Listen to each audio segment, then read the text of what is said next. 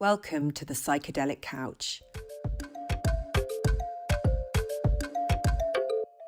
Before we dive into today's discussion, we remind our listeners that using illicit drugs carries significant risks and legal consequences. Psychedelic substances like LSD, psilocybin mushrooms, MDMA, and DMT are illegal in many countries, including the UK, and their possession or use can lead to legal penalties. Psychedelics can have profound effects on mental and physical health. While some report positive experiences, others may face negative effects like anxiety and psychosis. These substances can also interact unpredictably with medications and underlying conditions. Approach psychedelics with caution and responsibility. This podcast shares information, not encouragement or advocacy for illegal use. If you or someone you know struggles with substance abuse, seek help from healthcare professionals or local support services.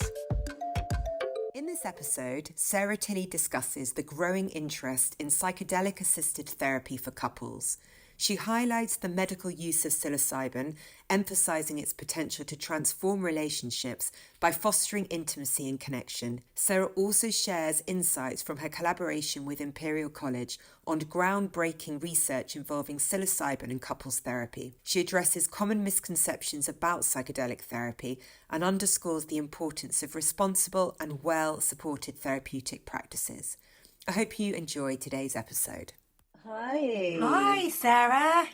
Hi. How are you doing? I'm very well, thank you. You're straight back from the ICPR conference. Yeah, it was very good. Very, very good. It's better than last time. I feel very comfortable in that setting amongst Europeans. I really felt like my work was validated. Obviously, I was on a panel with Anne Wagner and then Amory, who work with ketamine in relationships. Anne Wagner is working with MDMA in relationships, and I'm working with psilocybin in relationships. So she's in Canada, right?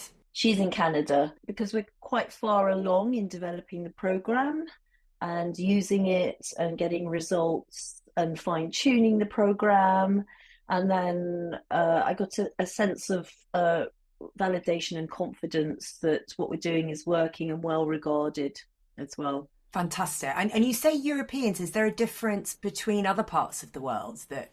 Yeah, definitely. In Canada and the US, there's such an emphasis on ketamine.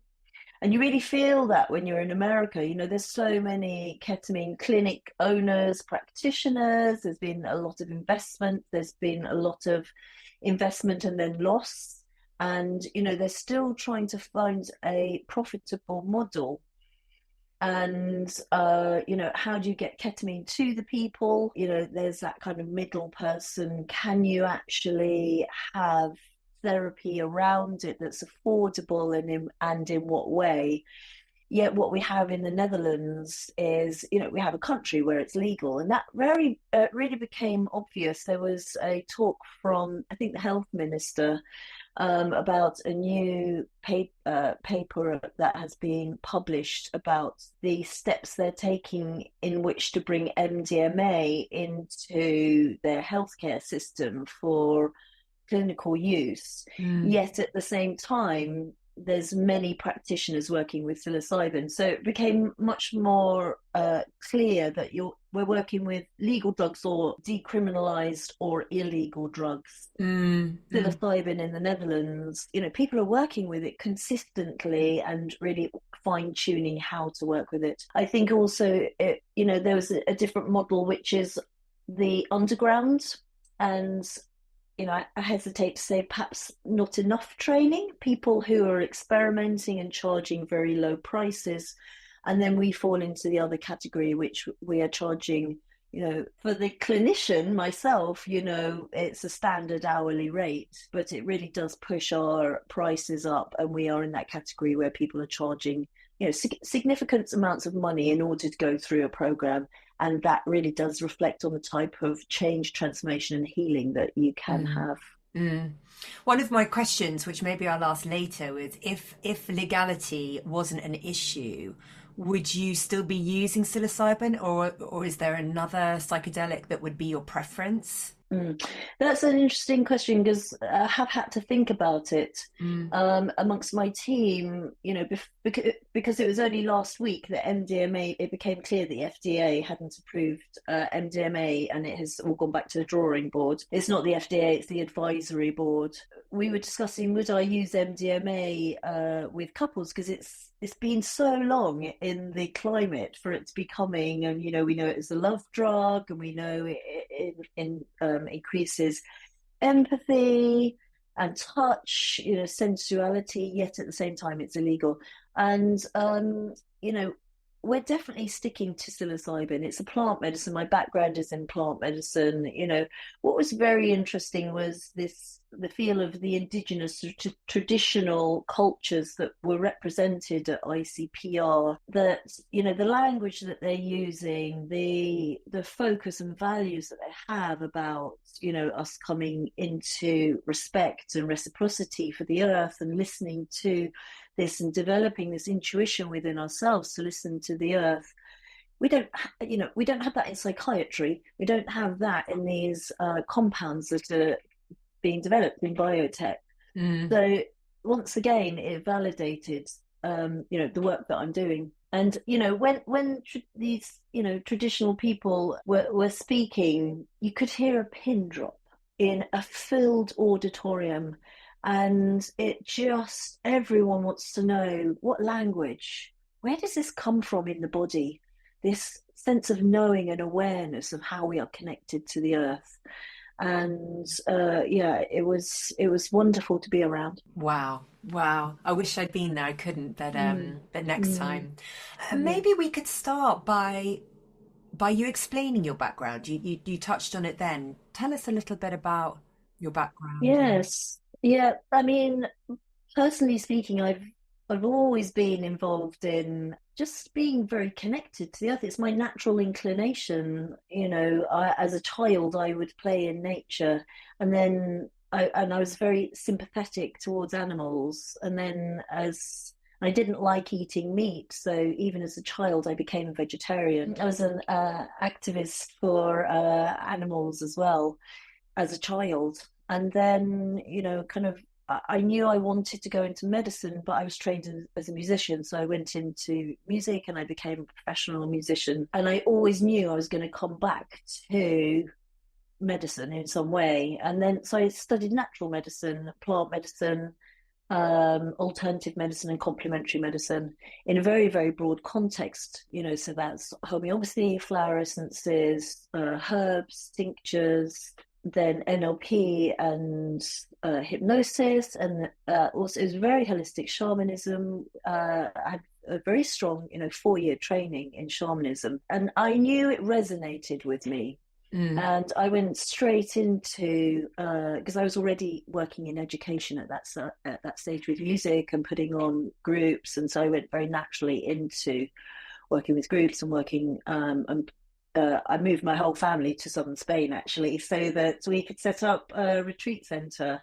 Oh, wow. In 2003, and that was very successful. It was unsustainable within the family dynamic, but then I always knew then that I was absolutely my best within the retreat setting and the work that I could do that could reach many.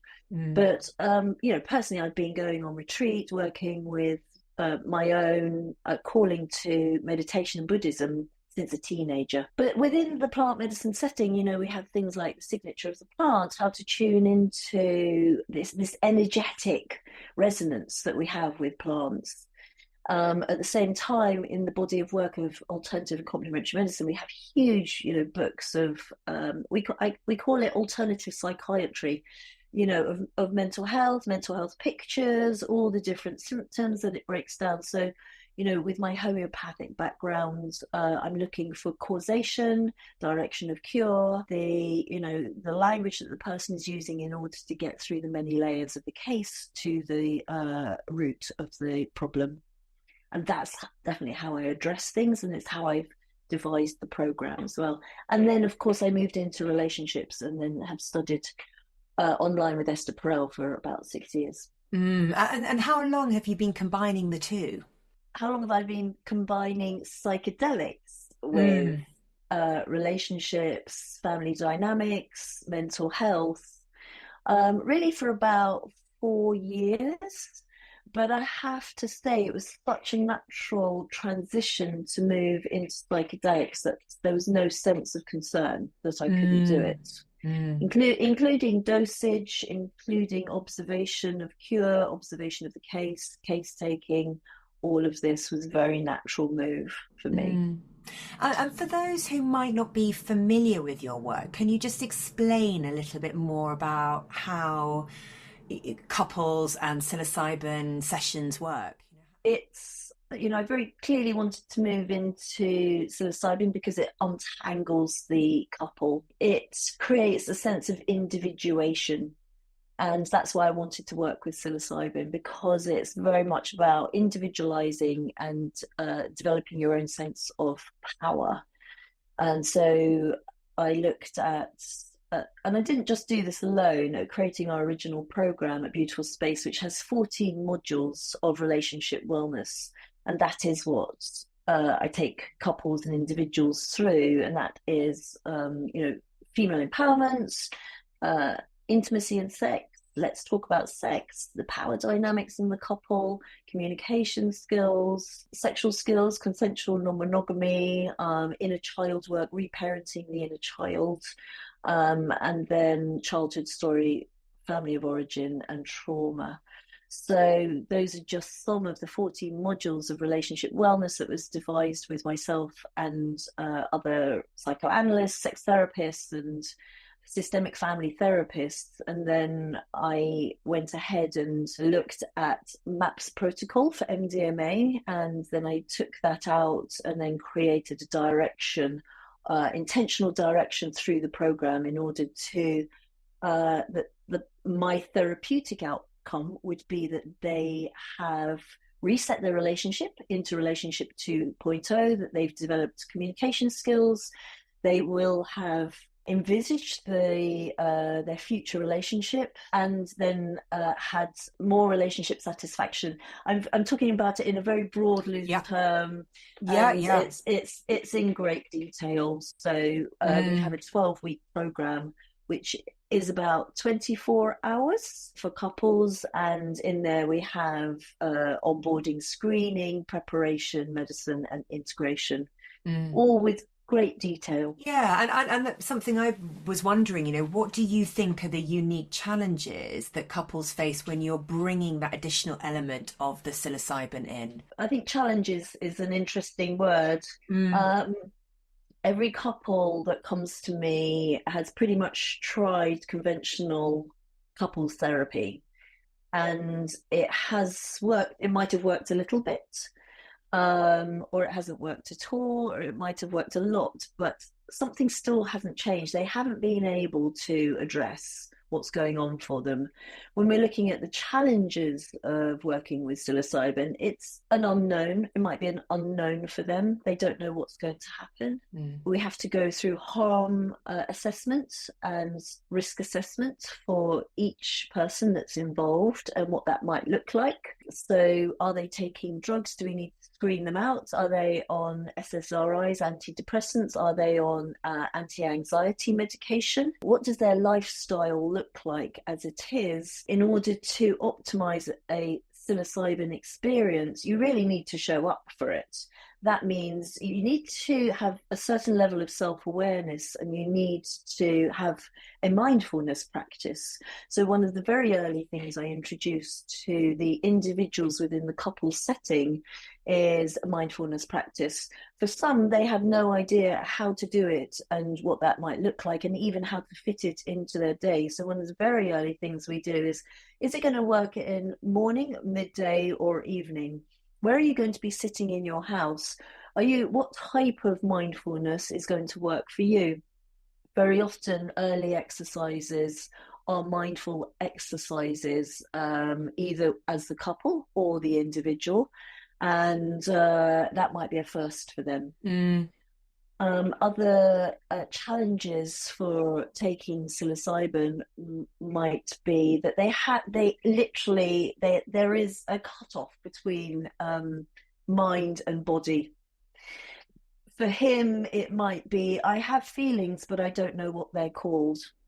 I react in this certain way, but I don't know what to do with that reaction. And so a very strong part of what I'm working on is identifying what they're feeling and helping them to develop that, so that by the time they come to taking the psilocybin and they're having a psychedelic experience, they can actually interpret what they're seeing, thinking, feeling, doing, and hearing and tasting. And they've developed a language. So that's definitely a challenge for many people, him and her, working with heterosexual couples, is developing a language, which I call the language of sensation and somatic recovery. For her, it might be somatic recovery is that she might have had children, she might have had sexual assault, she might have grown up within a trauma setting where there was a lot of emotional abuse. I mean, this happens, it's not gender specific at all. And she's become disassociated from what's going on in her body. She's become disassociated what sex intimacy or sensuality might feel like in a safe environment within her body. Yet when she's taking a psilocybin trip, and it might be 2.5 grams or higher, she's going to feel things in her body. So I will have taken her through breathwork exercises in order to be able to get to that point where things can happen in her body and she can just allow it rather than try and control it. If she tries to control it, she won't be able to trip, and she will spend the time trying to stop feeling nauseous.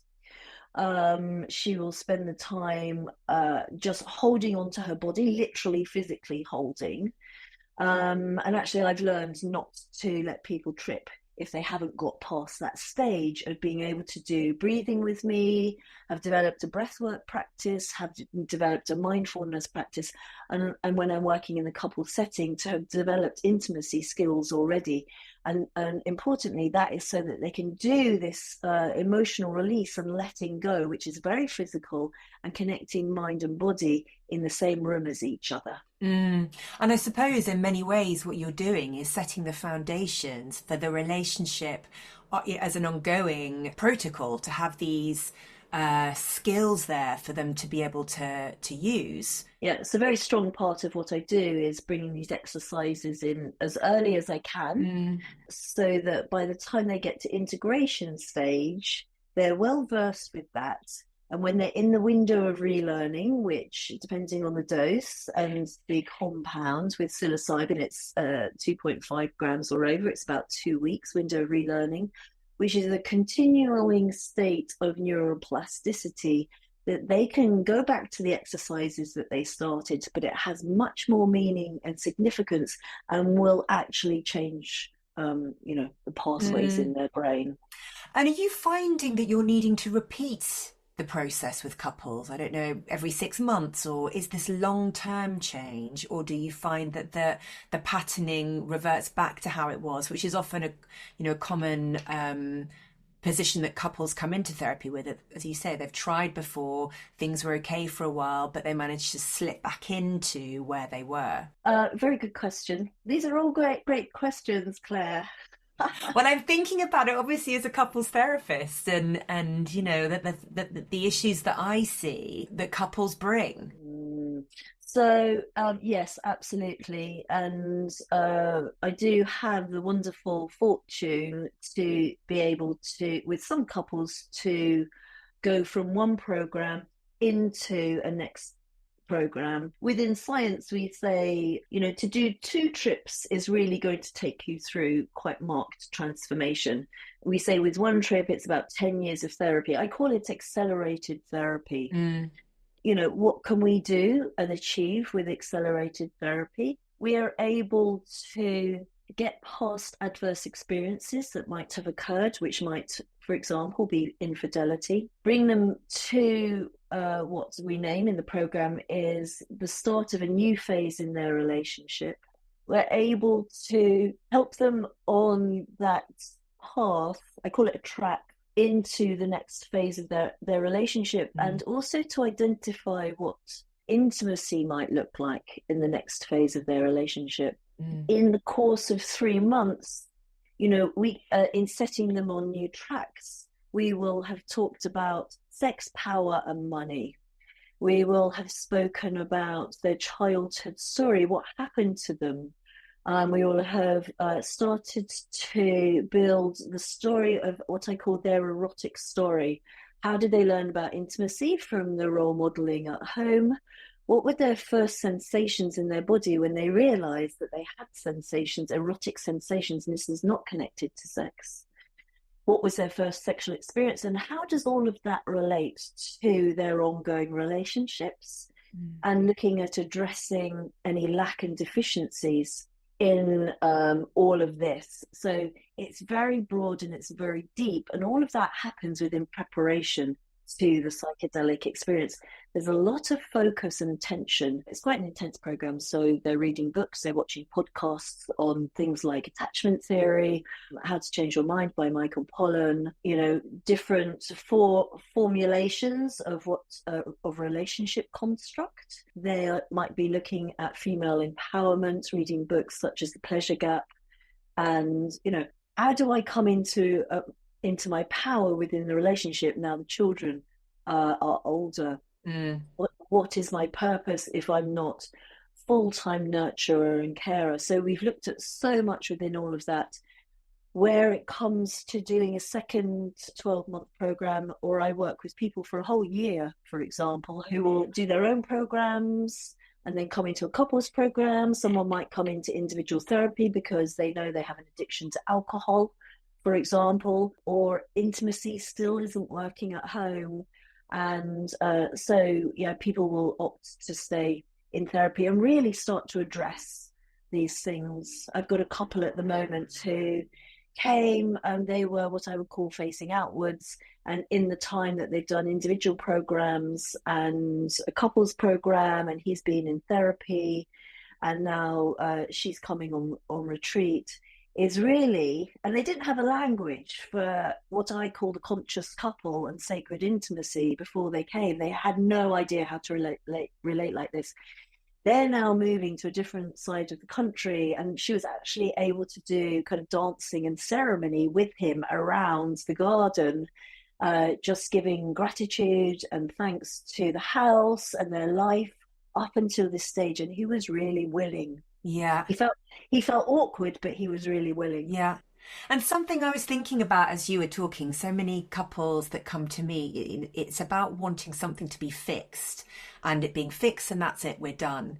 And hearing you talk, it feels like it's more about a lifelong journey, right? That maybe they come and see you once a year, or it's just something that they are continually processing because we change, we evolve, the stresses and traumas of life continue. And I'm always curious that people want something fixed, like it's done. Like, I don't know, you go to the gym and you have whatever it is that you're looking to achieve, and somehow you never return. But of course, that's not how we would work in terms of our physical health, right? We continue to put into that bank.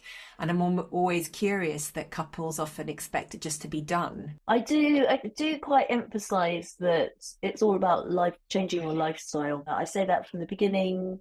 And that means changing your language. We're looking at sleep patterns. We're looking at productivity.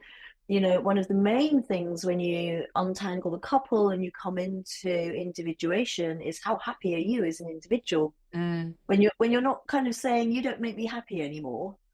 And, well, you're an individual. Can you make yourself happy? We're looking at personal purpose.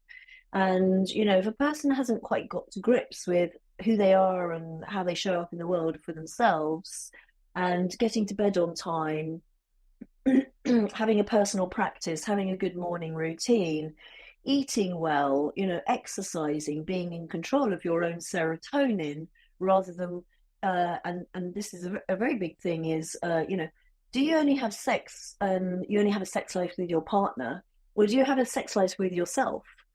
And, how do you bring what you know about your own pleasure to the relationship? So that's what I mean about, coming into personal purpose. and personal happiness. Rather than the expectation that somehow you need to do it for me, or you need to be the one that fixes. Lifestyle choices, personal lifestyle choices. So what do you see as some of the key therapeutic benefits of the combination of couples therapy with psilocybin? Key therapeutic benefits of couples with psilocybin: accelerated therapy. From the therapist's point of view, I always say this, that they're in therapy to begin with, and then we come into ceremony. And it allows us this thing, which is a very big part of the 14-module program, which is ritual and ceremony within the relationship. It is looking your partner in the eyes as you talk with them. It is the act of active listening, and really showing that you're listening and that you're facing frontways when your partner is talking to you. You're not just kind of side on.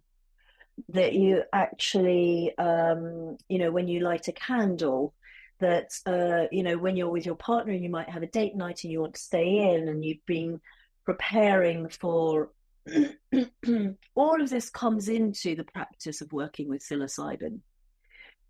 I say that when we come into ceremony, I step out and the medicine steps in and becomes the authority in the situation, and we listen to what the medicine is telling us, because we've trained our bodies now to really listen. And there's a moment just before taking the medicine that they have worked with the truffles, they've broken them down, they've made this tea. I've shown them how to work with the medicine.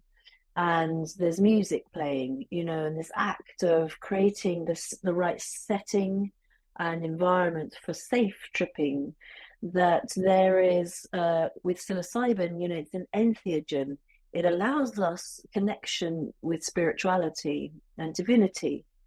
And, bringing that language, people really start to sit up and listen, that we're not just doing this to have kids and keep having sex when we're bored with the sex that we have, and we're trauma bonded and we just do this thing. What else is there to talk about if we're not doing that thing? You do that to me and I'm annoyed at that. There is this whole thing which is, let's be quiet and sacred and just breathe and practice and show up. And that's what working with psilocybin allows us to do. And what are some of the precautions or safety issues that we need to consider, or that you consider? So it will be the health of each individual. So that might be whether this is a clinical setting and they are very ill, or whether they're here, what we might call subclinical conditions. So they're not diagnosed, but they might be displaying distressed relationships, grey relationships, facing divorce, loss of intimacy, loss of pleasure, loss of relationship satisfaction. They don't touch, they don't regard each other positively. That there is a childhood trauma which is clearly playing out, acting out in the relationship. So just understanding that and screening out high conflict couples, screening out couples who, or rather putting couples who don't really understand the potential, putting them into more of our education program, which is the Intimacy Lab, helping them to develop awareness and understanding before they then come into the therapeutic side of things. And then, so high conflict couples, we have quite a lot of screening forms, and we're looking at, I forget the terminology, but whether there is abuse playing out in the relationship currently. So it might be violence, domestic violence. So we screen out of that as well. And then really harm reduction is working with levels of anxiety, especially for her, and it can be for him, helping them to understand a sense of mind-body connection and control that they have through breathwork and mindfulness. Risk is also, it's are they on medication that would screen them out. I mean, we do say that psilocybin is low risk, but, we are, Beautiful Space is a company which, we have very, very, the highest standards, and we want to be regarded like that. So our safety measures, understanding what ethics around all of this, around touch, I will ask couples or individuals, is it okay if I touch you on your hand when you're in the trip? If I touch you on your hand or on your arm, it might mean, do you want to talk with me? And if you do, lift up your eye mask and take out the music, and I'm there for you. We also have adverse experience protocols. So if someone has an adverse experience, which might be a panic attack, it might be recovered trauma within the medicine setting, that I have auxiliary therapists around me who can support me in the handling of that. But also clients might want to go on to conventional therapy afterwards to really be able to handle what came up as well. And how do you navigate the inevitable differences that individuals must have within the couple, even on a practical level? And are they tripping together? How do you stop one triggering the other if one can hear their partner very distressed? Just tell us a bit about kind of practicalities. And that does happen. And I will say to them, it's a very clear part of what I say on the day of the medicine, is that if you hear that your partner is distressed or crying, I want you to know that I'm looking after them. You don't need to go into rescue mode because inevitably the undistressed one will want to go and rescue. And I do have to let them know, if that kind of plays out in the moment, I will remind them, it's okay, I've got this.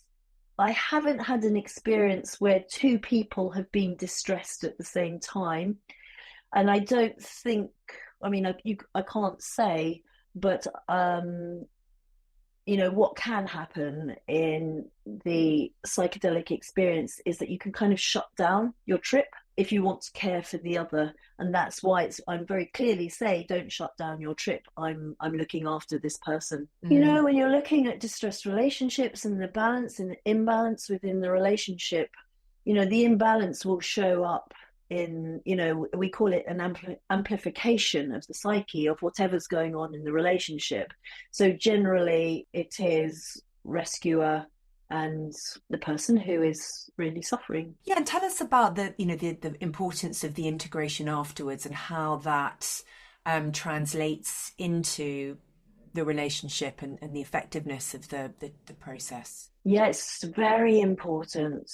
And I do say to everyone, everything that we're doing now is in preparation for the integration, and including the medicine day.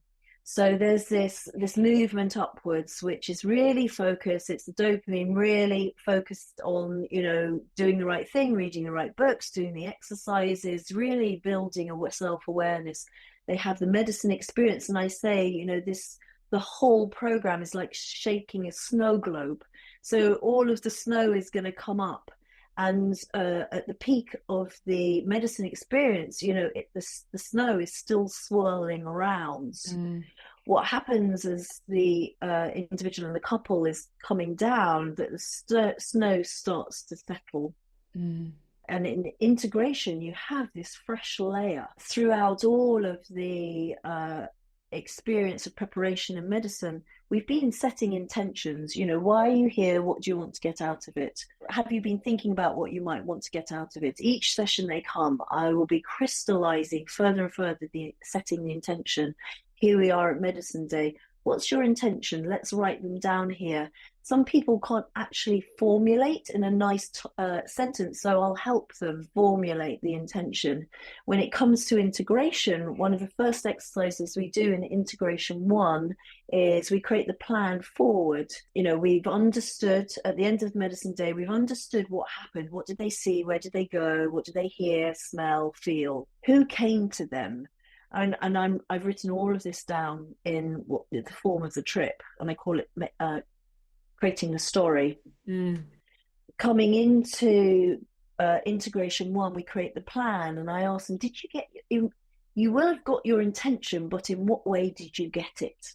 And then we draw the story and the language. And then from integration, we have made a plan, and integration 2, 3, and 4 is really accountability in what lifestyle, what choices do you need to make, what people do you need to speak to in order to fulfill the intention that you set here. And presumably there's lots of byproducts as well. So they have their intention, but they start to notice the other things within the relational dynamic that have changed or shifted. I mean, I'm working with a couple. I mean, this is pretty standard, that she will not change career, but she will find such more meaning and purpose within within the feminine dynamic. She might be earning more money. She might have developed her own business. Nearly every woman that I work with has done this. Created a project at work. So I work with different slices of society, but every woman will have stepped into her power. For him, he will have learned to listen. He will have learned to understand the female story. He may have apologized for infidelities. He may have apologized for really not showing up in the relationship. And, so, further outcomes are more intimacy, more regular sex, finding a language in understanding how to create intimacy. Some couples don't do that at all, and they go straight back to square one. And I literally say to them, why are you not doing what I've told you to do, and that you've paid me to get advice from me? And we created a plan, and they'll say, well, I'm just too busy with work. Or she'll say, oh, I booked my own holiday with my girlfriends, and we haven't had any of those conversations which you told us to have. And very often for women, it is having their own stream of financial independence. So then that allows you then to start exploring and being curious about the self-sabotage. Yeah. And there's such a holding onto the identity constructs that they have formulated around, which might be them being a mother. Generally speaking, for women, it's them being a mother.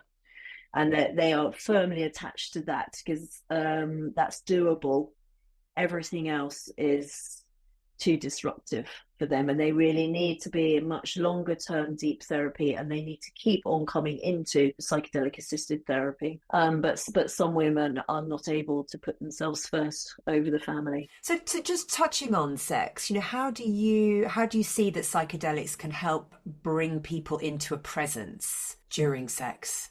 And when you say presence, what do you mean by that? So being present in their body, present with each other, really in the moment. My instinct or my belief would be that they are enabling a presence, a stillness individually, and a shared space where the couple can start to experience maybe more of that sacred sex that you mentioned earlier on. One of my first goals in the first couples session, which is, we have onboarding, screening, case taking, individual case taking, then we have preparation 1. There's 2 preparation sessions. Preparation 1 is the first couples session. And I will always do eye gazing.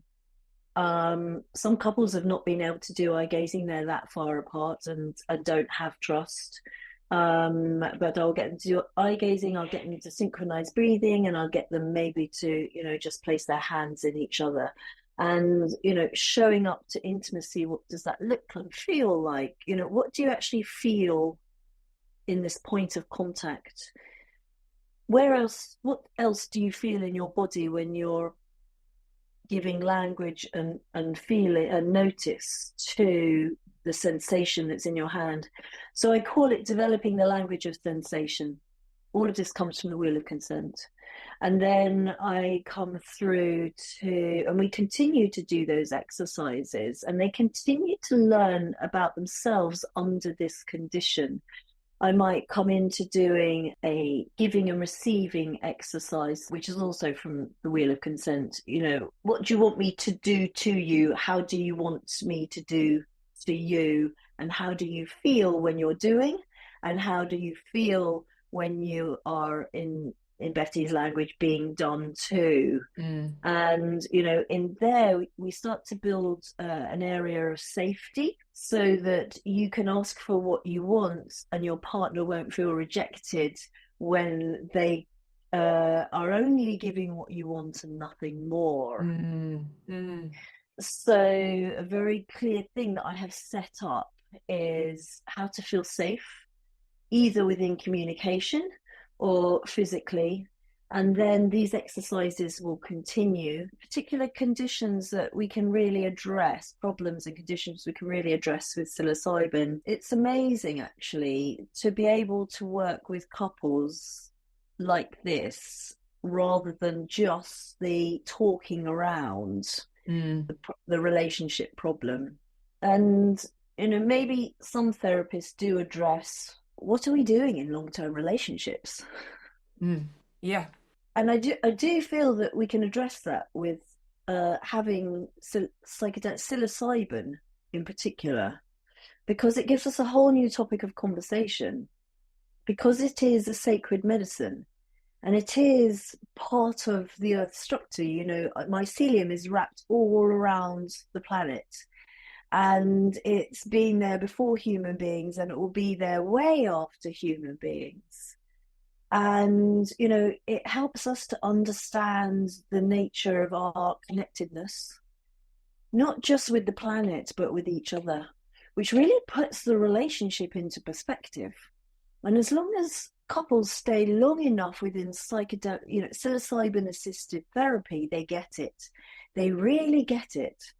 And they come into a sense of knowing and self-leadership and understanding that there's so much more meaning to their relationship than, butting heads on where do we go on holiday, you're not listening to me, I keep, drinking at 7 a.m, and because you keep rejecting me. It gives them a whole new reason on how to adult and mature into the next phase of their relationship.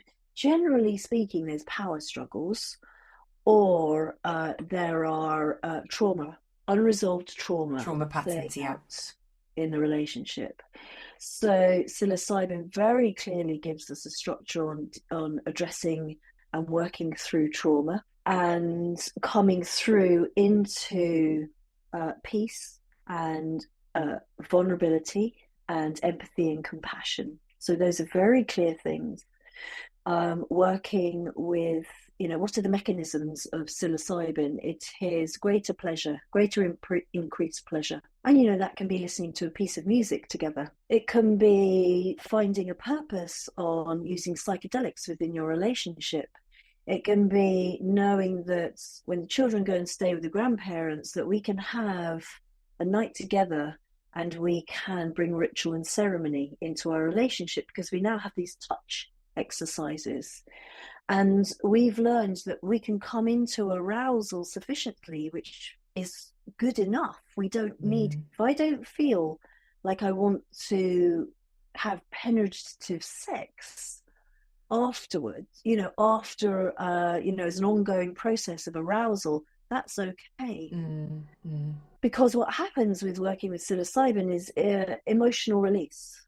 All this stuff, for him, it is holding responsibility and the idea of I'm supposed to be this kind of man showing up in the world, and I want to do that in my marriage or relationship, but you keep telling me I'm not capable of doing it. And you're disappointed, and I'm disappointing. Instead, he goes for nature walks, connects with himself, does mindfulness, might be microdosing, and coming into developing his own emotional language. They can sit at dinner and she can say, how are you? And instead of saying I'm fine, he can talk about his day, and she can listen empathetically, because she understands the boy that grew up in a trauma household or in childhood neglect. And they've been through all of this, and the same for him. He's listened to her story of vulnerability. So one of the mechanisms is developing compassion and empathy, developing greater significance and meaning in the relationship. All of this happens within the relationship. And as you talk, I just really got the sense of sort of the softening of the edges. As they sit there in conversation, there's just a softness, a leaning into each other, and a consideration of us rather than those very polarized positions. Yeah. I was just thinking, are there any particular memorable experiences that you could share with us? Yeah, and what's interesting about being at ICPR was, and they kind of left this on a note, which was, let's talk about the negative side of this, because it's just as important to learn from all of that. So I was on 2 panels, and there was opportunity to talk about learnings as well. Learnings from this was, to make sure that we are screening out correctly and high conflict couples. There's a very memorable story is how we, like a SWAT team, brought in our adverse experience protocol and really looked after the client and made sure that they were okay and signposted them to wider help within their wider healthcare teams, and that we stayed with the couple and the individual and her, especially because there are children involved, until that happened. So that was a very big learning for us there. But then, more of the, dancing into the sunset, that couple that I told you, who were able to acknowledge gratitude and really gratitude for the many years of family that they'd had in this house that neither of them had enjoyed living in. And how the gratitude and appreciation for having arrived at a place where they could talk about it and then make conscious choices about what kind of environment they wanted to live in. So that was one, a very positive story of a couple who they came as individuals. They didn't know if they wanted to be together. And actually, they chose not to be together, but they're very good friends. So there's been maybe 3 couples that I've worked with that have gone in through to the process of uncoupling, conscious uncoupling. Each one of those cases has done it with grace and with appreciation and gratitude to the other, and it has been done, in a wonderful way. And where it could have gone horribly wrong, with money and children, it has been done with respect. And the children have flourished under those conditions. There's many, many more details that need handling and managing with all of that. I'm just telling the kind of overall story with that. Absolutely. And kind of continuing from that, are there any common misconceptions that you hear either clients say or the wider community around psychedelic assisted couples work? Misconceptions, really, that this might be a one-hit wonder, a silver bullet, that they're not going to have to implement the hard work and show up, that they can just, have a great time, take some drugs, and then fall back into old patterns. Other misconceptions might be in the wider family, which is, this isn't safe, you're a hippie, and it's dangerous. And, friends and family, are concerned, but when they see the change and transformation, they will start to say, you look amazing, or the work that you've been doing, I know you were doing something, but it really shows on you now. So yeah, there's kind of counterbalances for that. Now, Sarah, no conversation with you would be complete without talking about this research, the wonderful research you're doing with Imperial College. Yeah. I wondered if you could tell us a bit more about that. Yeah, it is amazing that I was able to find that collaboration with Tommaso Barber from Imperial College, who's a PhD candidate in the Centre for Psychedelics research at Imperial College. I just saw the work that he was doing, and we developed a relationship, and we decided to do this. So we designed the research with Talia Cornelius and Hannes Kettner. Talia's at Columbia. Hannes he's currently in San Francisco working under Carl Harris. And for myself as a therapist, to be able to be so, I'm just so grateful to be able to have this element of standard of care and protocol by having to go into ethics with Imperial College standards. It is so we're recruiting 20 couples. We're probably about halfway through the recruitment process, so we're still continuing to recruit. It is our collaboration with Imperial College means that we're providing the psychological support program. So we're investigating psilocybin in couples and relationship well-being with psychological support. We have, questions around intimacy, around connection, around the mystical experience. This is almost an inevitability as well, and brings this the whole new dynamic. And it is the couples are really enjoying going through the questions. Really, because it gives them even more a reason to, show up for the exercises, to really think and build a narrative and a language around what's going on for them and the change. So, I'm quite clear that, and we're discussing now, how can we change, that research into something which could be ongoing for, our client base. It's an ongoing program. Yeah, what that might look like. And are there any findings out yet, or what are your hunches from his research so far? Yeah, so I mean, he's gathering the data. We've just had 2 couples so far come out the other end. We're really happy with the results, and it is, it's the world's first of its kind with psilocybin and couples.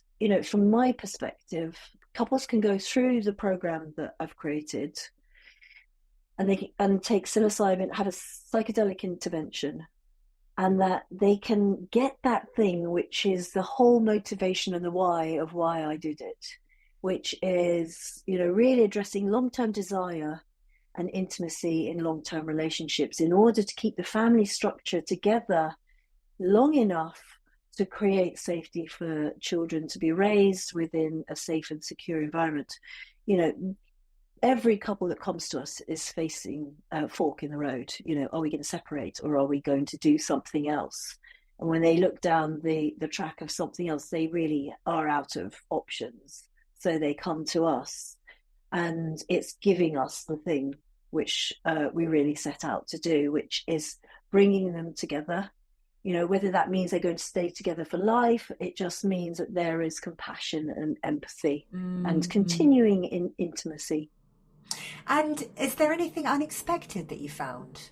Yeah, I would say it's just so lovely to be working in a program where women are becoming empowered within the couple dynamic.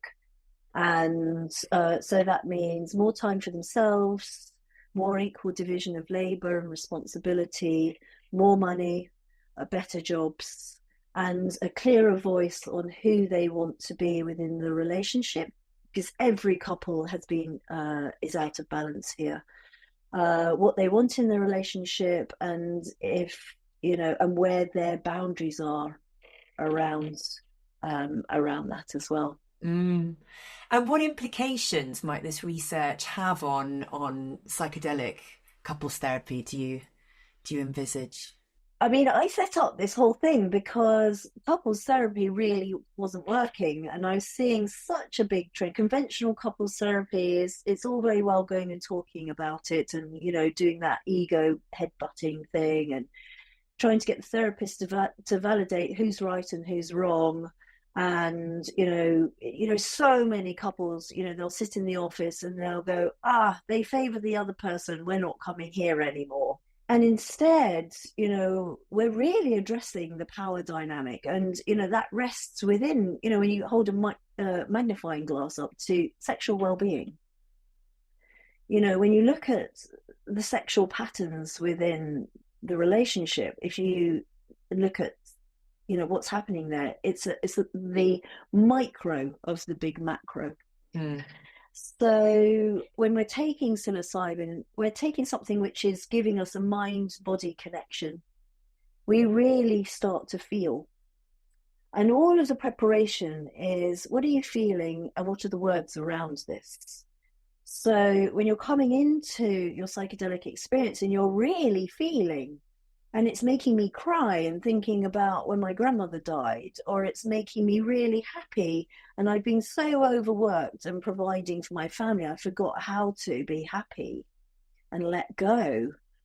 That, what's coming into balance is something that we didn't even know was missing because it's in the subconscious. And, when we're working with conventional couples therapy, so much of it is in, within our conscious realm. And now here we are dealing with the shadow side and the subconscious of what is actually playing out in the relationship. So I would hope to think it's going to blow it all out of the water. We can move with assurance. Yeah, and that people can start to see the unseen. And, looking at all of this and, devising a whole new type of relationship therapy, we have, and this is the conversation and narrative around it, is that there's hope now. Instead of getting married and thinking, how long is this going to last? The story is, what is our higher purpose as a couple? Solid, flourishing couples are at the crux of society. They are community leaders. They are, when the children fly the nest, they are wider community leaders as well. So it starts to bring in, what are we doing much more long term, and what's the purpose here? Kind of highlighting community and our positions within the wider community. Looking ahead, what do you think? I know we're almost at the beginning of this research, but what's the next step? I would like to see relationship and couples therapists really look at this, and they are quite fast actually, a scaling up of this, that there's more access to therapists who want to do this work as another tool in their toolkit. We have so many tools in our toolkit, especially if you've been doing it for a long time, because we're following our own passion. We're staying interested in our own therapeutic practice, and we're evolving continually. In my opinion, this is the ultimate evolution as the therapist, to stay interested in your practice, because it's so different every single time. And you really are seeing deep and meaningful and long-term change. And that's so validating for the therapist. To stay interested, to see good work going somewhere. So I do think that is happening. And, that was definitely a result of ICPR, is that hadn't, many therapists in the long queue of people that wanted to speak to the psilocybin person is, how do I do this? Can you help us? Can you come to our group where we're doing this and start to train us with this? So, yeah, getting all of that done, Claire. Yeah, I mean, I suppose there's a continuation of that question. What do you see as the biggest challenge and the biggest obstacle to all of this? And of course, I'm thinking legality. Your questions are so good, Claire. Well, the thing that comes to me is the sort of the legality part. Therapists coming to you wanting to know how to do this. If they're UK therapists, they're having to do that underground or illegally. So I mean, we have, my program is hybrid and it works very well. And, we have a certain amount we can do online. And then, we're so fortunate that the Netherlands, which hosts this medicine legally, is, a train ride away or a 55-minute plane ride away. So, in order to handle all the medicines, come into practice, we can, we're very fortunate like that. There are places around the world. I do work with people online. So, I'll do all of what I do online, and then I will supervise them into finding someone who can sit for them locally. And then I'll come into, I'm doing this this week actually, with a couple that are in Boston. I'll come into the ceremony at the beginning. I'll conduct the ceremony. I'll leave them to trip alone. I will make sure they don't have too high a dose. And then I'll see them for integration 1 the next day. So it's a different kind of training online, but people can do this under their own jurisdictions as well. That's fascinating. And then finding a facilitator just to sit with them, to trip sit. And so either that, and some people do have someone who's experienced, who's happy to come in. And it's absolutely beautiful, because there's a whole other third person where there's a new relationship, not just for me to bring into the ceremony, but for them to start thinking, oh my God, I'm so good at this. I love doing this. So there's that. But if they don't have someone, and that does happen, I'll just make sure that the dose isn't too high, and I'll tell them that out of this dose, you'll still be able to have a conversation, but this is what to do with this dose, and that dose might be 1.5 grams, which is very low in my view. But for beginners, it's a dose you can really handle. Mm-hmm. Gosh, Sarah, it has been so wonderful to have this conversation. I'm just thinking, is there anything that I've not asked that you wish I had? Yeah, it'd be really interesting to hear from you what you've kind of learned or picked up. Oh, I've learned so much. My brain's kind of pumping. I think what you just said there is really interesting. This idea that you could work with clients in the States, not actually meet. That feels really powerful, that there is the potential to do this. And I guess I'd never thought that was possible, that needing to be sat with clients. But if there is this fourth person in the room, that they could somehow hold that space, that feels massive. How is that possible? It really is all in the preparation. People do say to me, I thought I was going to have a horrible trip. I've got all of this trauma. Why do I feel good at this stage? Why haven't I had a horrible trip or a bad trip? And I'll say to them, it's because you've been prepared so well.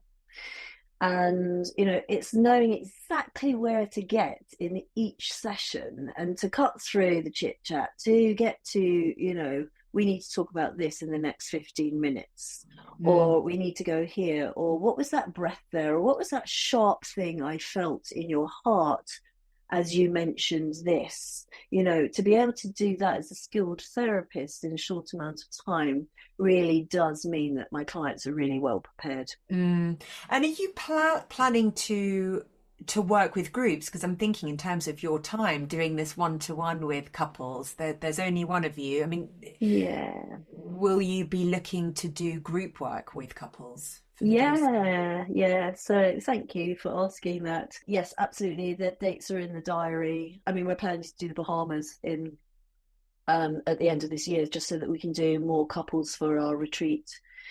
Yes, very often I'm sitting with a couple and, imparting wisdom, and they're going, oh yeah, this is great. I'm thinking, oh my God, there should be 10 people in this room hearing this.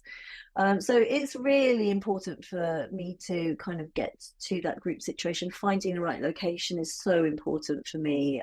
I've been looking for the right location, I could say, for about 5 years. I've found the right part of the Netherlands now, and I'm just building a team who are based on the ground, who can help us with the doing with all of that. Running retreats is a very big deal, and it's so easy to get it wrong. And if you get it wrong, you've missed an opportunity. So I've been waiting a very long time, and we are starting this year. Great. What I do within the psilocybin setting, but then, I also do, we do toning, we do breath work, we do chanting, holding space for each other. What really took off at ICPR was this thing, which is, I work with couples who are facing outwards, they come through into the conscious couple, and then they come together in sacred intimacy. And I'm calling that sex 2.0. And then I was saying, of course, everyone wants to feel like they're having sex. So now we call cuddling sex. And, you get that kind of ripple of laughter from the researchers and the business people. But for those of us who are doing that practice and experiencing, this rise of arousal and the physiological change as well, and what it actually does for the relationship, is really, that is going to change things. And as I was traveling back from ICPR, always when I'm on the move, that's where my greatest thoughts happen. I was thinking where I want to go with this, and I definitely want to move it to sex. Yeah. I want to do another research program after this, and it is on sex. Is the current research at Imperial not including that, or is it just relational? It's on intimacy. You know, how many times you're having moments of intimacy. But what I would like to do is the brain scanning around all this. Someone told me about this mice study of polyamorous mice or monogamous mice. Which one has the more oxytocin? And, you know, it could go either way. And I said polyamory, and he's like, no. You know, the deeper you stick with all of this, you know, monogamous mice have more oxytocin. Have you listened to the book? Let me just see. They've got a very interesting section on sex. Recapture the Rapture. It's a very good book, but they just talk about female orgasm as being more consistent and has greater relief in creating happiness in women. I think, you know, it's like 63% of the women in this study compared to 45% had greater mystical experiences. So that was the definition of the psychedelic experience. So one was on psychedelics, one was orgasming. And the women who were orgasming had more consistency and greater effect of the mystical experience on psilocybin. That was really interesting to hear that if we take that into the couple setting and we bring, you know, kind of evenness there. So I am now talking with the right researchers, but it's a very long conversation and we haven't finished this study yet. Well, yeah, I can't wait to hear more. Yeah. And if people want to hear more, learn more, look at your retreats, where can they find you? Yeah, thanks, Claire. It is beautifulspace.org is our website, and then I'm on Instagram. We have Beautiful Space Wellness, or I'm Sarah Tilley Wellness on Instagram and LinkedIn as well. I think I'm just Sarah Tilley. I'm much more I'm not very visible on any of it. I just keep my head down and I do the therapy, and then I speak with my business team, and we're doing the best we can. It is time I get on camera. But I just wanted to mention that, you know, I created a couples program and that was brilliant. And then there was a very big realization that you can't have a couples program without having the women's program. And I'd started the women's program, you know, 2 decades ago, and I re-brought it back in. And, you know, how do women feel sensual and sexual and, you know, empowered, and they have an authentic voice within the relationship? You know, being in the women's program is that place.